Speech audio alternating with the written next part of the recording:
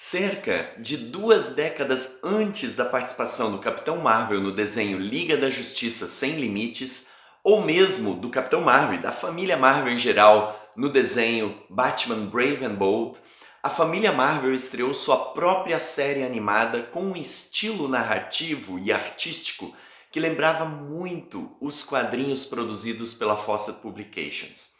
Neste vídeo, nós vamos conhecer um pouco dos bastidores de produção dessa série animada, as histórias de todos os episódios e algumas curiosidades sobre a série em si. Bora lá?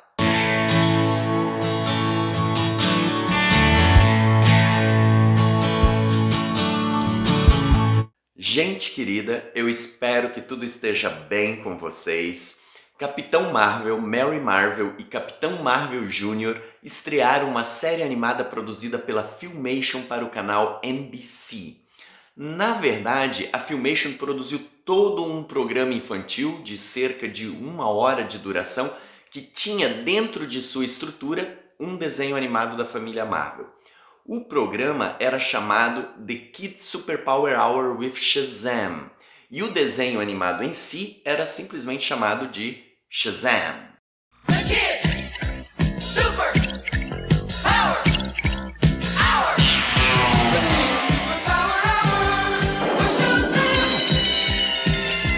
Os 12 episódios de Shazam estrearam dentro do programa nas manhãs de sábado de 12 de setembro de 1981 a 28 de novembro de 1981, sendo reprisado continuamente por cerca de um ano. A estrutura do programa começava e terminava com uma versão live action de um grupo chamado Hero High, que fazia piadas e cantava bem naquela estrutura de show gravado com uma pequena plateia ao vivo. E aí seguia para os desenhos animados do próprio Hero High, que eram desenhos curtos que variavam entre 8 e 12 minutos, e para o desenho da família Marvel, que tinha 18 minutos em média, mas que era dividido em 2 partes de 9 minutos. Se você é das antigas, vamos dizer assim, você provavelmente deve se lembrar de uma programação parecida, que tinha personagens em carne e osso fazendo introduções e interrupções em um show de 1 hora, intercalada por desenhos. Essa estrutura de programa infantil pronto era muito comum nas décadas de 1970, 1980, 1990 e, claro, alguns canais infantis replicam essa fórmula até hoje. Uma coisa que é importante dizer ainda é que depois que o programa acabou, os desenhos foram reorganizados em séries próprias em 2 programas separados de meia hora. Eles juntaram as versões animada e live action de Hero High e de Shazam em pacotes separados. Daí comercializados naquele esquema de Broadcasting Syndication, que se refere a alugar o direito de transmissão de programas para redes locais sem passar por uma rede de transmissão.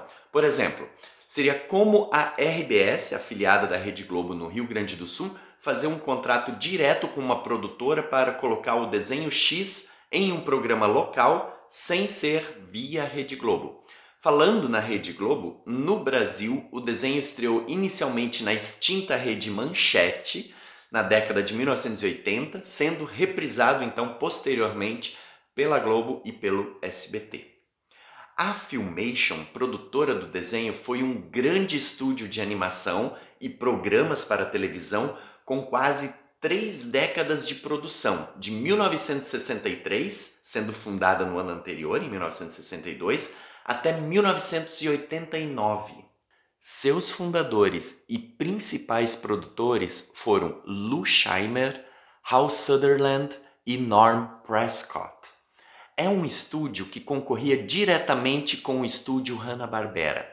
A Filmation é o estúdio do He-Man, da She-Ra, do Tom e Jerry e de vários personagens da DC, Superman, Superboy, Aquaman e Batman, além de diversos outros. Também é importante destacar que a técnica de animação característica da Filmation era a rotoscopia, uma técnica desenvolvida e patenteada por Max Fleischer, que consistia em usar a projeção de filmagens sobre uma base sobre a qual se podia desenhar.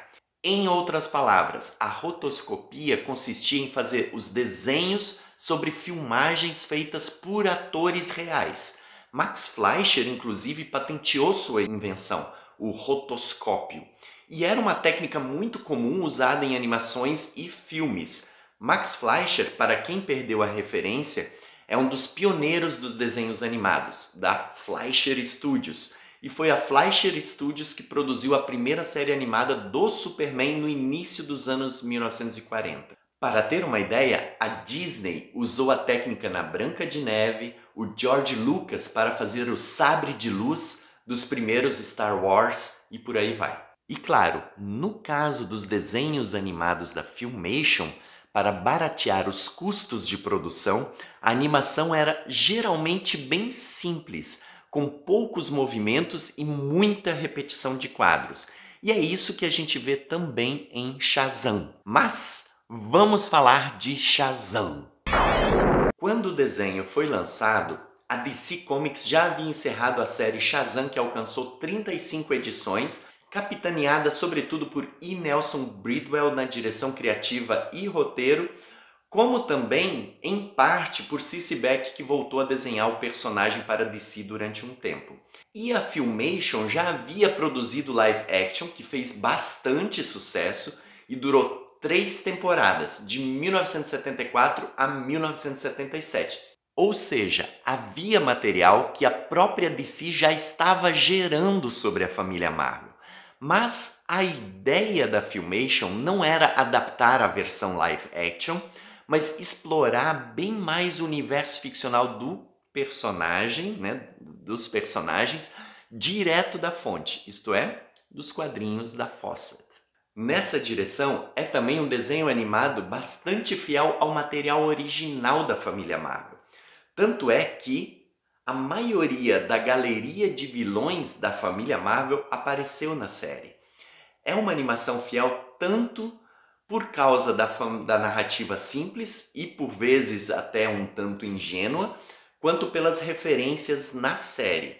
O desenho tinha como público-alvo as crianças, então era de se esperar que não tivesse assim tramas muito complexas ou mesmo diálogos muito sofisticados, porque era feito para que todas as pessoas pudessem entender a história. Ao desenvolver o novo Shazam, decidimos partir quase diretamente das fontes dos quadrinhos, em vez de adaptar nossa série live action. Afinal, não fomos impedidos por efeitos especiais ou orçamentos de fantasias. Então poderíamos ter supervilões ou mostrar muitas pessoas voando ou dando zoom no espaço de robôs de combate ou até mesmo um tigre falante. Algumas curiosidades sobre o desenho animado. Primeiro, a trilha sonora do desenho foi a mesma usada no seriado live action produzido pela Filmation anos antes. Segundo, o roteirista Paul Dini, que assina alguns episódios, fez questão de incluir as expressões Holy Moly e You the Big Red Cheese nos roteiros, ou seja, seu queijão vermelho e diacho, como foi traduzido aqui no Brasil.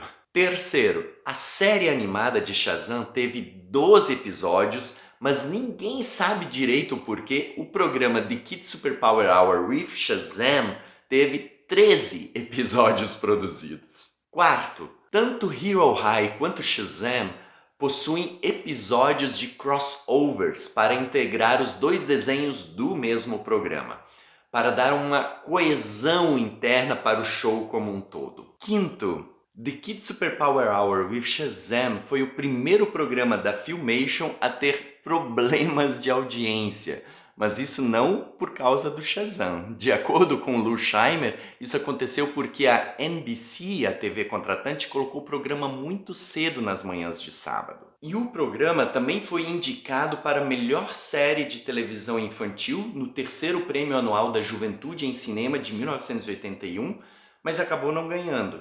E a atriz que interpretou Glorious Gal do Hero High, a Becky Pearley, entretanto levou o prêmio de melhor jovem atriz em série diurna.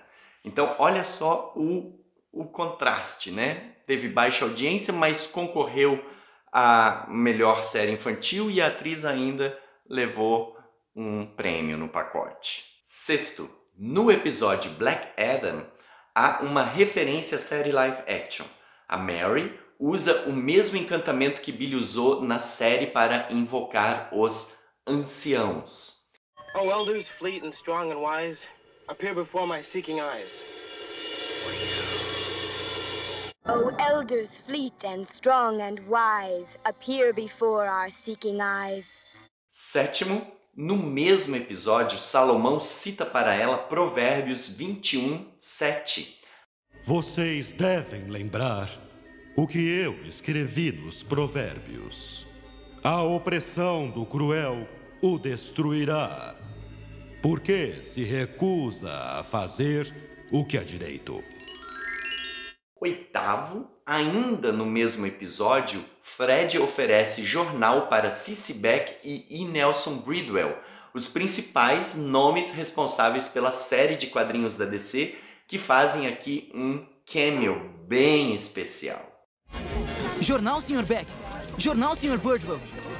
Nono, para o visual dos personagens, a Filmation se baseou diretamente no traço de Cissy Beck, copiando inclusive os olhos vesgos do Capitão. Mas, apesar disso, o próprio Cissy Beck não curtiu a imitação, que ele chamou de caricaturas grotescas dos personagens originais. Mas aí a gente dá um desconto, porque o pessoal comenta assim nos bastidores que Cissy Beck havia se tornado assim um velho ranzinza, né? Então o pessoal releva, né? Porque ficou de fato bastante igual. Décimo, não por último, para quem assistiu ou vai assistir o desenho animado, há no layout da casa dos Marvels diversos chevrons, diversas insígnias do raio característico dos uniformes da trupe espalhados assim por toda a casa. Nas palavras de Lou Scheimer, para o visual da série, voltamos direto aos quadrinhos, baseando o visual dos personagens principalmente na arte de Cissy Beck. Incluímos até mesmo os olhos vesgos do Capitão Marvel, dos quais nossos animadores adoravam zombar, especialmente depois que um memorando de toda a empresa foi emitido dizendo que ele não poderia perder o olhar forte e vesgo associado ao personagem de quadrinhos.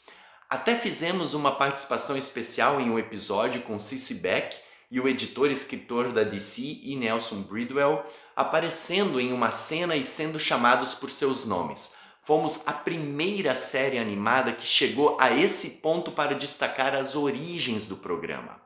Daryl McNeil, trabalhando como freelancer para nós, fez a maioria dos layouts dos personagens de Mary Marvel.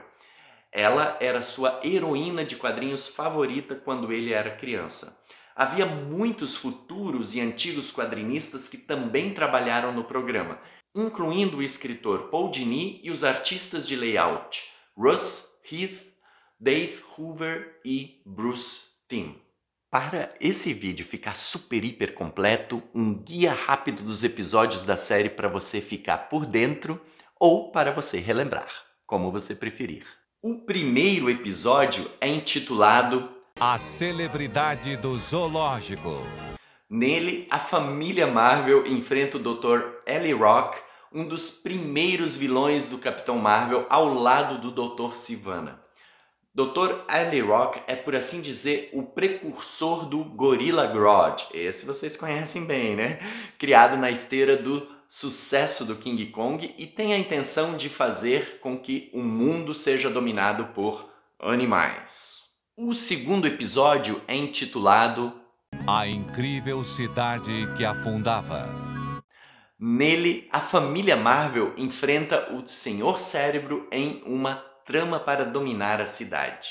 Já o terceiro episódio, por sua vez, é Campeão de Vendas. Nele há a participação da Sardenta Marvel, sobrinha do tio Dudley, e personagem da série da Mary Marvel lá do tempo da Fawcett. Na trama, entre outras circunstâncias, há a participação do vilão Ibak, um dos mais conhecidos da família Marvel e outro que usa uma palavra mágica para se transformar ao lado do Sabak, que, a propósito, tem um vídeo especial aqui.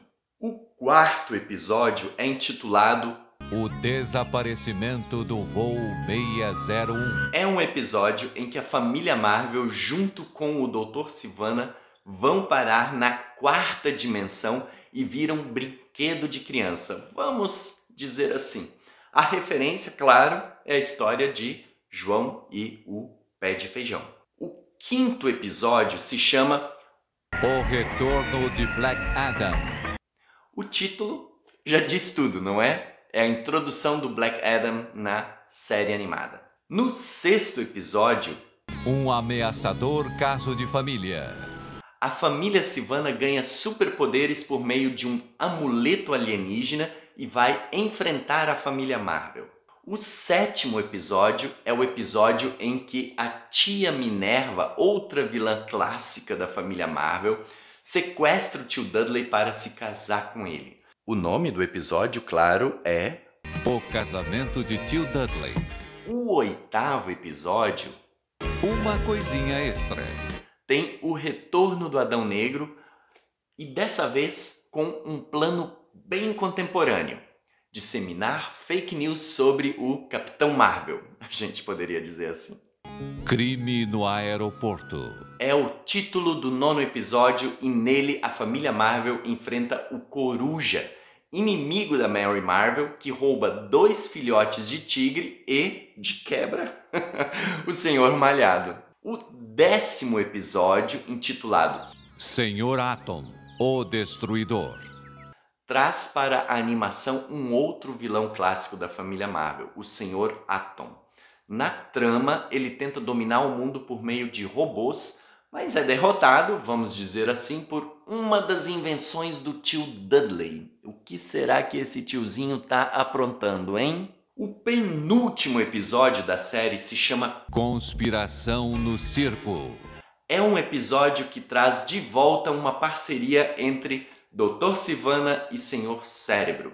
O episódio tem por tema o circo e, claro, traz o Senhor Malhado como um dos protagonistas do enredo. Por fim, o 12º episódio, intitulado O Mestre das Estrelas e o Espelho Solar, traz um crossover entre a família Marvel e Hero High, a turma que faz a parceria com a família Marvel no programa infantil The Kids Superpower Hour with Shazam. Enfim, gente, está aí um review bastante completo sobre a série animada da família Marvel. Se você assistiu até aqui, deixe o seu joinha, inscreva-se no canal se você não for inscrito ou inscrita. Espalhem esse canal adiante para outras pessoas que curtem o Capitão Marvel e toda a sua trupe. Esse canal só está começando e tem muita história para contar. Eu vou ficando por aqui e só posso desejar uma única coisa para vocês. Shazam!